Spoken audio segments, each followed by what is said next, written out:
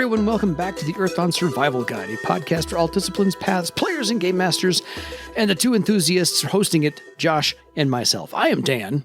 I am Josh. And on today's podcast, we will be discussing all things arboreal, because we're going to talk about the path of the Woodsman, and where it came from in first edition, how it got to fourth edition, what paths are a little bit, again, just a quick little overview, and then we'll do a deep dive into how to join and what it's like to be a Woodsman. So if you have any questions for us, please contact us at edsgpodcast@gmail.com. But until we get your emails about this episode, what do you have? So how is the progression from first edition to fourth edition? So for this, Woodsman in first edition was the elf racial discipline. Yes. The idea being that it was followed by mainly residents of the Bloodwood. Mm-hmm. That it was a discipline that was created and followed by members of the Elven court as a basically sort of dedicated protector of the forest. Primarily wormwood, but in theory, any kind of elven woodland territory. Yeah. The idea also, as part of it, not just Bloodwood, but all of the woodsmen that were, I think, ever really described in first edition were all in Bloodwood. But that there would be woodsmen that were in other parts of Barsave and potentially other parts of the world where there were elves that had some kind of court connections. So Shosara, Seriatha, places like that in theory would also have them. Yeah. The woodsman kind of, sort of fell into the ranger archetype. Yeah. I don't have the original progression right to hand, but I can actually have that here in just a moment. Fair enough. I meant to say this is going to be all things Cain Rethical, but I screwed that up. So. All right. So the woodsman in first edition only had 8 circles. And it's got kind of a smattering of... And archery?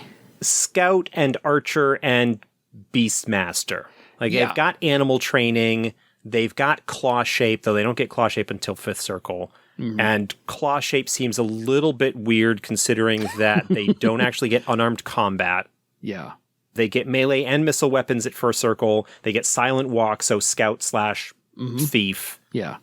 They get tracking, they get climbing. They get all the kind of, rangery stuff, okay? Yeah. But there's nothing that is in their progression that is anything special or unique. The write-up in first edition says it combines elements of the Beastmaster, Thief, and Warrior disciplines. Mm-hmm. So, yeah, missile weapons is sort of iconically more archer, but warriors, of course, also get access to it. And they don't really get any of the other archer talents that would define them as an archer. So really more of scout, beastmaster, warrior kind of thing. The woodsman's kind of like a Venn diagram of those three laid over top. Yeah. So, and it says that woodsmen begin their careers as sentries for elven cities and communities that lie within the forests and jungles of Barsave. Elves who practice this discipline live only in and around the wooded areas of the land, and so finding a teacher for training can be costly and difficult. Adepts of this discipline will only train other elves. So basically the idea being that these are the sort of stereotypical elf woodsman warriors that protect elven territory. Your elven drawing guard. Inspiration. Yeah, drawing inspiration from the ranger, sort of the elf ranger archetype of D&D. The elves of Lothlorian, I imagine in particular, the ones who capture the fellowship there in the Lord of the Rings series, in the latter half of Fellowship of the Ring. Mm-hmm. That kind of thing, that they are elves who are dedicated to protecting elven lands, and they don't really do anything else. But there's nothing in their kit in first edition that is particularly... oh, this is really, really cool or different. It's just they've got a mix of stuff, wildernessy abilities. Yeah. It's fine. It's nothing to hugely write home about. It's nothing that you couldn't accomplish already, even under first edition, with, say, a scout or, an archer or a multidiscipline like scout, beastmaster, or something along those lines. You can figure it out.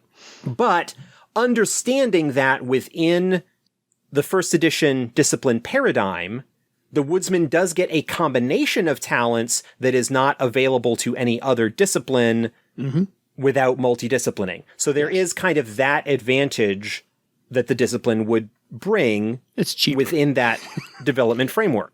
And generally speaking, woodsmen probably would combine with a second discipline that would synergize with the talents that they get, whether they would pick up probably Beastmaster, Archer, or Warrior, possibly Scout.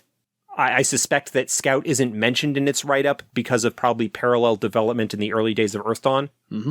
But anyway, when we shift into 3rd and 4th edition and the talent options design philosophy comes into play, there's a lot more flexibility within the Scout, within the Archer, within even the Warrior to a certain extent, but mainly the Scout and the Archer, to be able to, particularly the Scout, to be able to basically make what was a woodsman without needing an entirely new discipline for it.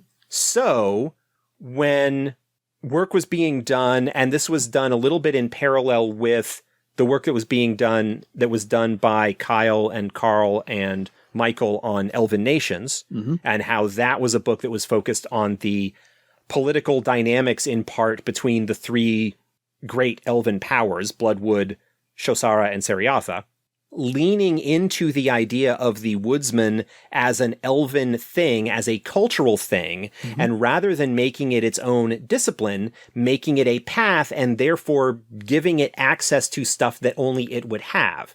The one aspect of this that got twisted as well is no longer making it elf only. Yes.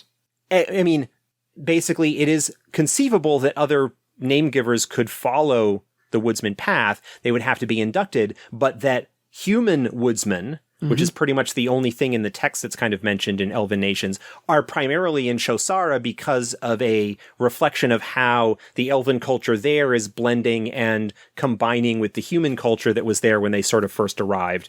And dates back to the problems about the separation and how their boats were influenced by human designs, blah, blah, blah, blah, blah.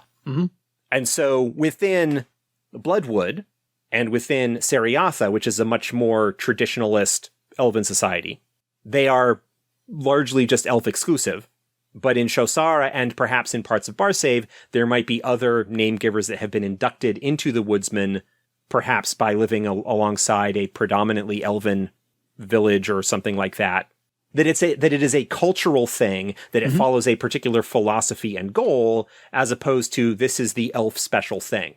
That there's nothing necessarily elfy about it. There's nothing uniquely elfy about the woodsman, that it is a cultural path, it is a cultural following, and there's nothing that necessarily prohibits a dwarf who grows up among elves, or a human who grows up among or an orc who grows up among a primarily elven community, and so therefore has a distinctly elven outlook on things, could end up following the philosophy and having the devotion that would allow them to be inducted into this mystical brotherhood. Yeah.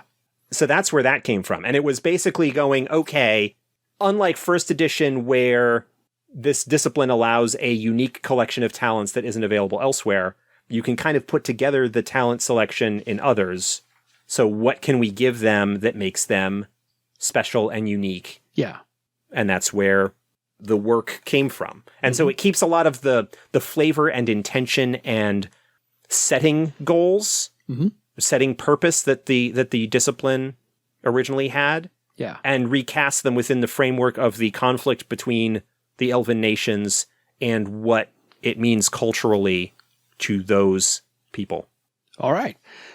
That's a nice little 10-minute introduction to the progression of the woodsman from its origin to how it is now as a path to follow, to tie your legend to it, from whatever discipline you are, to add now to this, which is that the woodsman is, in the new essay, based upon Cainrith, the first elf, and that this is to discern and understand all of the flora and the fauna in the forest, down to almost the minute interworkings of nature, dare I say, almost to a cellular level, if I could say that word. Yeah, there is a very, very strong sense of understanding and oneness with the woodlands that is even above and beyond what a scout, say, would do. Or even a shaman.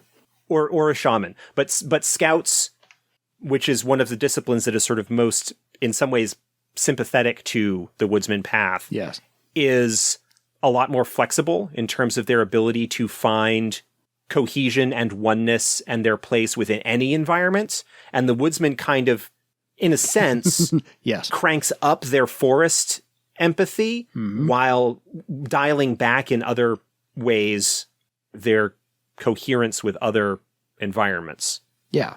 Or providing that kind of scout-like environmental awareness to other disciplines like archer or warrior or elementalist or something like that don't necessarily have that as part of their core philosophy. Yeah.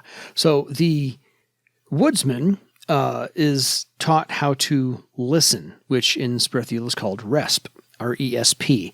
And they're using listening as an overall umbrella for the observation, the feeling, and the understanding of everything. So it's not just using your ears, it's using every sense you have to understand what is going on in nature and the exchanges in nature at that time and in your surroundings. So there's a couple of words that I got to learn in reading the essay again today on the terminology in Sperethiel. So the Nordal has two definitions: a group of nobles, A, or a group of woodsmen. It's kind of both. You can intersect that word as often as you'd like. Then there's the Sperethiel word for woodsman, which is retishe, which I think is a beautiful word to use. And then there is the ketrahim, which is the meeting among woodsmen during the solstice or the equinox. Because if you otherwise meet at another time, it's not a ketra. It's a Nordal. So it's... Yeah. There's a lot of elf culture that is wrapped up in the woodsman because it has its roots as an elven practice, as an elven cultural thing. And it's where its foundation lies, yes. Where its foundations and where its origins lie as a thing. Yes. And not only like granting them cool tricks that they now have as a path that are not available elsewhere, but also using that opportunity in the aftermath of the Elven Nations books and to kind of even explore further the question that book kind of raises, which is, what does it mean to be an elf? Who is going to be the inheritor of the elven cultural legacy, given what's happened in the Bloodwood? And the story of the elves in Earthdawn is fascinating. It is. In its way. And it is a deep question that, understandably, a lot of players, a lot of game masters, a lot of fans of Earthdawn are interested in exploring and seeing where it leads, because elves, in a sense, have a long attraction within RPG circles, and having the story be what it is, there are still the echoes that you see in a lot of fantasy RPG settings of, the time of elf ascendancy is past and the elves are fading. You sort of have that with regards to what happens, what's going on with the Bloodwood, is that there is a sense that pinnacle of elven achievement, the elven court, the representation of everything that it is to be an elf within the world of Earthdawn, is damaged and broken in a way, and corrupted and fading, and the power of the queen is lessening despite her valiant efforts to maintain an iron grip upon it. Yep. And that you have these other elven nations, these other powers, Seriatha and Shosara, who are looking to define what it means to be an elf, whether just for themselves or whether to end up taking the place of the former, of Wormwood within elven culture across the wider empire, and what potential role the elves of Barsave, who are ostensibly still vassals of the elven court, but definitely don't feel that connection so strongly anymore. And just like there's a lot of interesting stuff that's going on there. let alone the potential redemption of the wood and everything else, and just that the Woodsman as an organization, as it was developed here for the paths in 4th edition, continues to play into that theme and notion of what it means to be an elf, and sets out its own definition of what it means to be an elf. Is that in their own way, the Woodsman is saying the Woodsman is the definition of what it means to be an elf. It is the one who listens. It is the one who is at one with our environment, which is to say the woodlands and the forests. Yes. And Shosara kind of says on top of that, and that is not necessarily something that requires you to actually be an elf. You just need to be following that philosophy, that notion of that you can be an elf without being an elf kind of thing. There's just a lot of like philosophical. I talked when we were talking about Brothers of Stone, about how a lot of what paths can do is help you focus on a theme or understand what kind of stories maybe your players want to explore, or what kind of game that what kind of long-term arc that you might want to have. Yeah. And a Woodsman character is a character that is largely going to be driving and exploring the question, what does it mean to be an elf? Whether that is one that heavily involves the politics of Bloodwood and trying to redeem it or not, that is still a core conceit of this path, because it is something that is so fundamental to its origins and where it was and where it is and where it might be going. It's going to take some doing, because the Ketras are, as I said, a meeting of many Nordals during this solstice or the equinox. That's 4 times a year. So it's each quarter year. And they have their own purpose for those gatherings. So there's a method to that. And it's kind of like a team meeting you have once a month. And then the Nordals meet 13 times a year during the full moons. So they also meet during the solstices. That's 17 meetings a year, unless you get lucky and have a full moon on a solstice. And then it's only 16. And the missions for anybody who is a Woodsman are assigned during the full moon meeting. So of your 13 meetings a year, that's when you get to go off on your next assignment, per se. And the cool thing is, so we talked about the Brothers of Stone and how each life rock is the same as all the other life rocks. They're all one brotherhood, and so that doesn't really have a priority of, oh, you're from that life rock, you're more important. The Nordals are kind of the same. Each Woodsman, each Retichet, is to assist each other as much as as much as elvishly possible, for the overall benefit of the elven protection and to preserve elven culture, whether that means protecting the area that you're in, protecting the people that you're with, or to preserve the culture, the traditions, or the elvish treasures that are there. So there's also that sense of community as well among the Woodsmen. So just a quick little bit of trivia. The Woodsman essay, yes, pretty sure, was written by the magnificent Russell Zimmerman, Rusty. Oh, there you go. Who is well known in Shadowrun circles for being an elf aficionado. Actually, no, Morgan just corrected me. Kyle, this makes sense. Yes. Kyle was actually the one that wrote Woodsman essay. The Woodsman, which makes sense because he was the one that had done Elven Nations. Yeah, because he had done Elven Nations. So this is a nice little precursor. Rusty wrote Windmaster. Gotcha. In the Paz book. I don't remember what, I think he wrote 2, but I don't remember what the other one might have been. I thought it was Woodsman because of his elf thing, but no, that was Kyle because of the Elven Nations thing, which is why it ties in so strongly. Yeah. Well done, book. Kyle, and I'm certainly sure well done, Rusty, as well, because elvish proclivities. And that's my $10 word for the day, proclivities. So to join, let's get to the meat of the episode here. To join the Woodsman ranks, as Josh pointed out, it is not elf exclusive. The knack that you get for Woodsman is not limited to elves, but you do have to know Spirethiel at a certain rank. You have to be able to read and write Spirethiel and so forth. And this really does, as Josh pointed out, lend itself to archers, elementalists, scouts, and warriors. So bringing a little bit of first edition into this edition here. Can they worship passions? Not necessarily frowned upon, but they really do prefer, Astendar and Jaspri. Those are, they're there. Not entirely frowned upon, but, there might be some conflict of a passion versus a woodsman. There it is, because those passions don't really limit name givers, but the Woodsmen kind of are focused on elf. There's that. And you can have other paths along with this. You can be a scholar and a woodsman. You can be a purifier and a woodsman, but they really are not going to let you into the woodsman ranks if you're already a horror stalker. Yeah. On that path.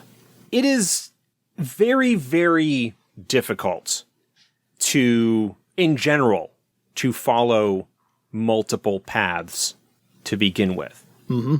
Because of the oath that is involved, because of the thread magic, the pattern magic that is involved, because of the dedication and requirements that are often involved in following a path, it is very, very difficult to follow. In a similar way that it should be difficult to follow multiple disciplines, it is very difficult to follow multiple paths. There are, obviously cases, especially with elves being as long-lived as they are, they certainly would have the time to perhaps devote to following multiple paths. But it's something that would be, I imagine, very, very rare and very unlikely. I agree. So the initiation is pretty much a current woodsman finds out if you want to be involved or you approach them. However the conversation happens, they listen to you. They do the resp to you. And we don't just mean they listen to the words you're saying. They actually listen to your dedication for the people around you in your life, the desire to connect or understand the forest, and the passion, not tongue-in-cheek, that you have for that sense of community and that sense of purpose. So it takes 3 rank 5 members or more to do your interview, per se, and assign you an ordeal to get you to join. And if you pass, then they discuss the lessons you learned from that afterward. So it's not just, hey, you did it, great, slap on the back, have a beer. No, this is a lifelong learning process about what you should have understood in the ordeal that you went through to either preserve, protect, defend elven culture, or promote elven culture, or you reacquired an item and why that was important in the history of elven culture, or what you did for the wood itself, not necessarily the bloodwood, but the woods that you're nearby or in, or whatever you were assigned to. So that's that. Many ordeals and advancements can happen, but let's, as I said, get to the meat of the thing. There's new aspects of the karma ritual you would get to learn and incorporate into your karma ritual for whatever discipline you're following. And these would probably incorporate something along with the forest or protection or elven culture in some way.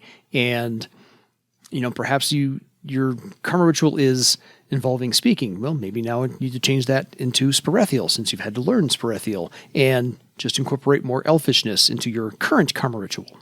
Yes.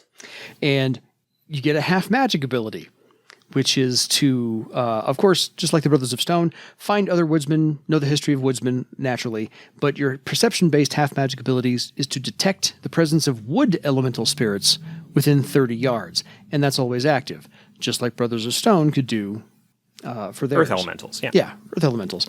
So your woodsman talent cost is a master tier talent cost, and maximum rank of 10, I believe, is the same as the Brothers of Stone. Yes. This is all very cool.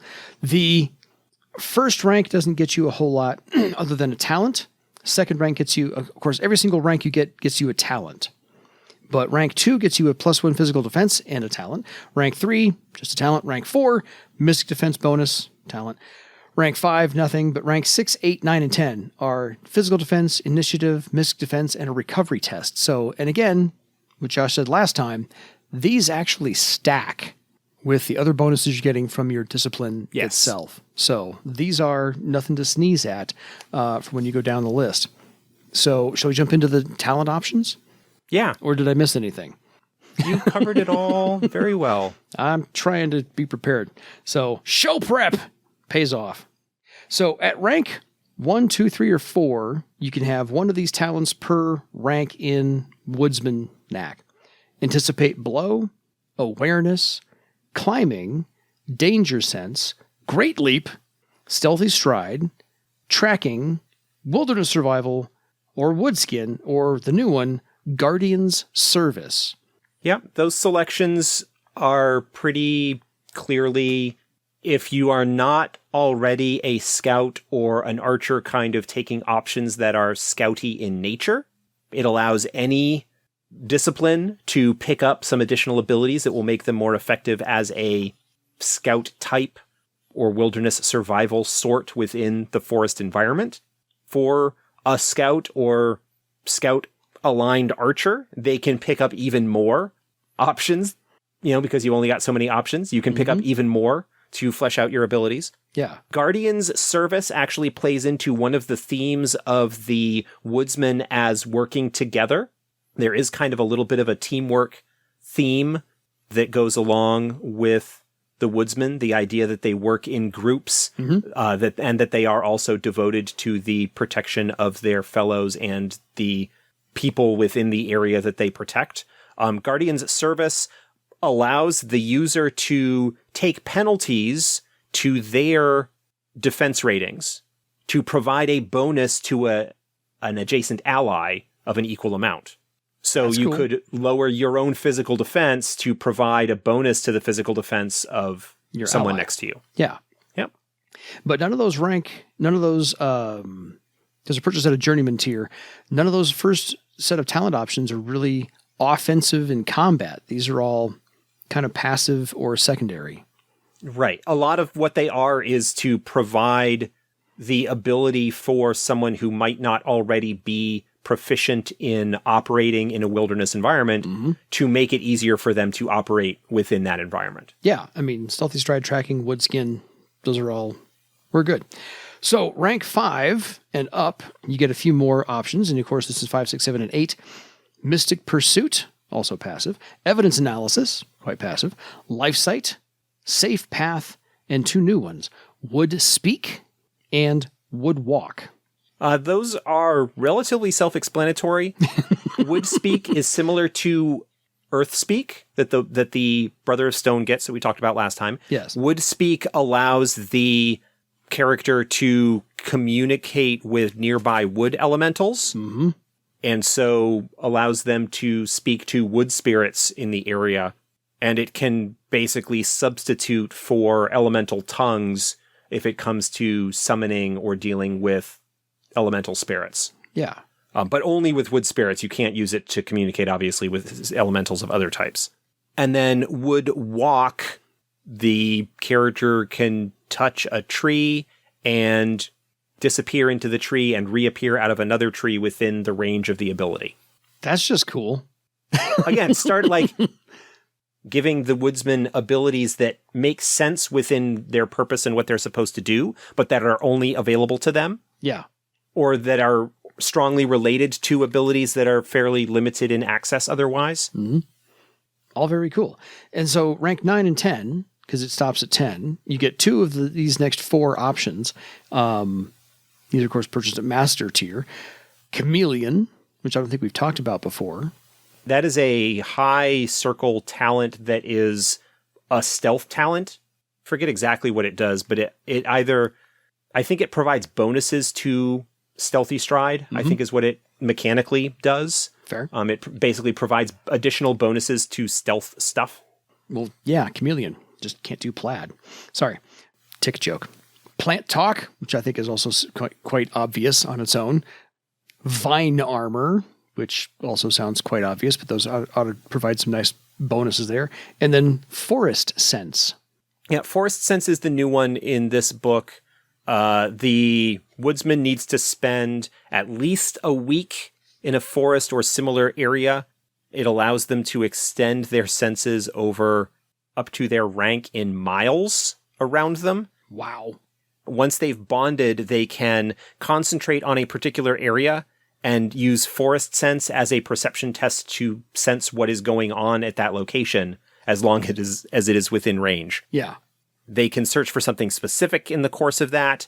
Oh, I want to see if this person is within the area that I can sense. It just takes time for them to perform that search, but they can essentially cover that entire area. It takes an hour, and then additional successes on the test basically reduce the amount of time that it takes. But it basically, extends the woodsman's perceptive ability to impressive distances. As long as the area that they are checking is within the bonded wood that they are connected with. Exactly. The last little bit of terminology I want to throw out there is, for the last year or so, we've all been wearing a Nordaltre, which is a mask over the nose and mouth.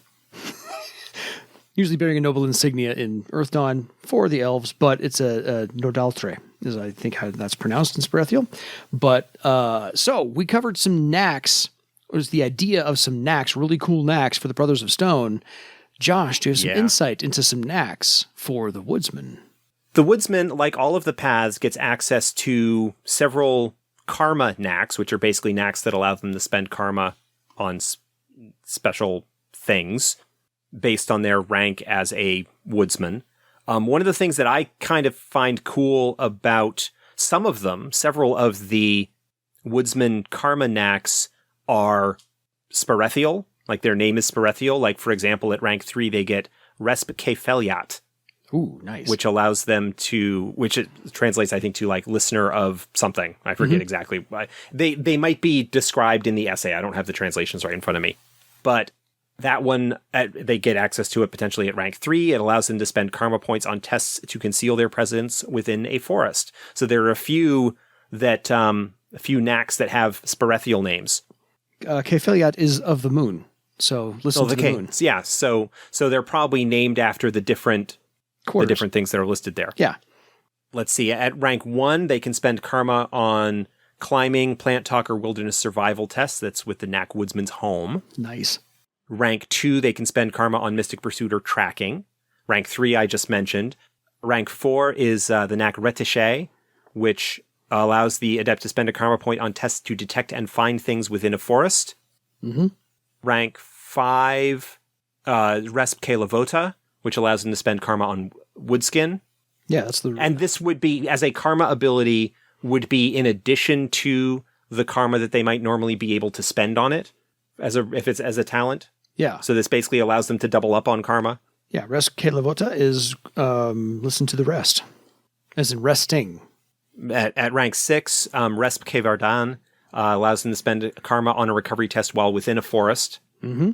Rank 7 gives wood elemental affinity. They can spend karma on elemental tongues, summon, and wood talk tests against wood elementals, but it prevents the adept from using a contest of wills against those because obviously they should have a good relationship. Mm-hmm.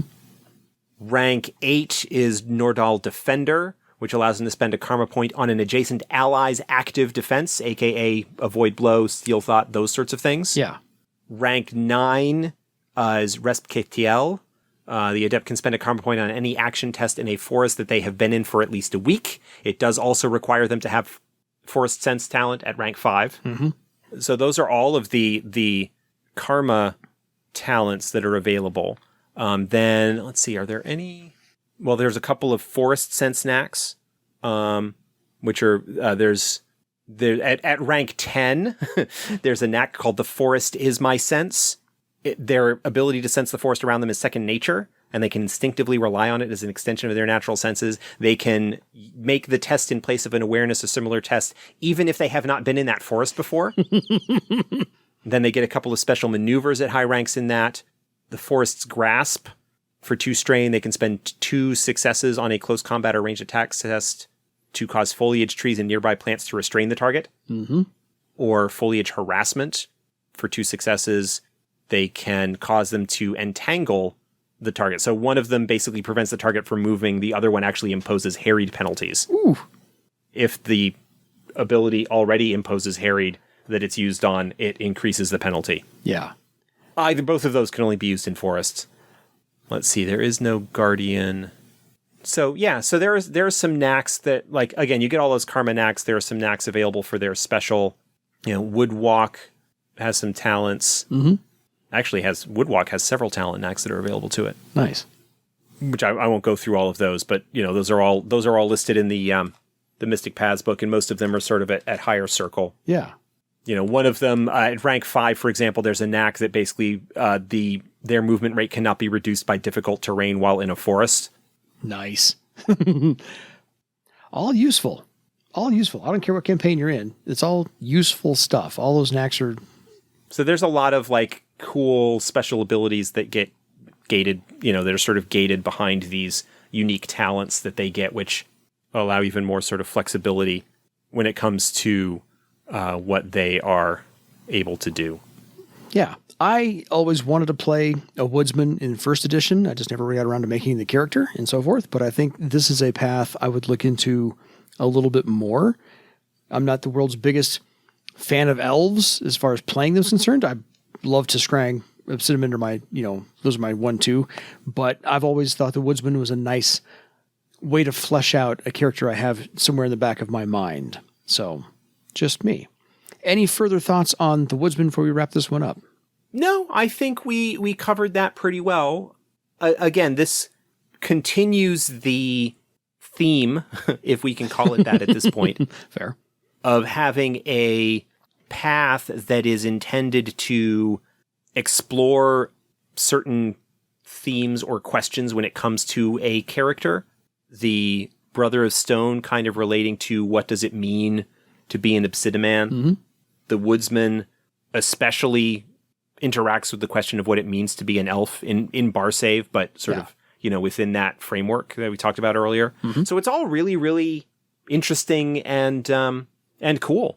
Yeah, I like what was done with it and the unique abilities, and how it pays homage to its origins in first edition while exploring some new territory and providing some more fun toys for people to play with. Yeah, I like the compare and contrast between the Brother of Stone, kind of an echo warrior for life rocks in the earth, and the Woodsman is kind of a echo warrior for trees in the forest.